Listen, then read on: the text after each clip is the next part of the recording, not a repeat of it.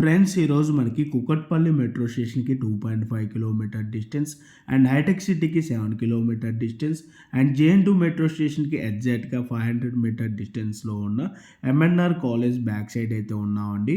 మనకి ఇక్కడ ఒక సిట్ ప్లస్ 4 ఫ్లోర్స్‌లో కన్‌స్ట్రక్షన్ చేసిన ఒక స్టాండ్ అలోన్ అపార్ట్మెంట్‌లో జీహెచ్ఎంసీ అప్రూవ్డ్ పర్మిషన్ తోటి 2 బీహెచ్‌కే ఫ్లాట్స్ అయితే ఈరోజు సేల్‌కి రావటం జరిగింది.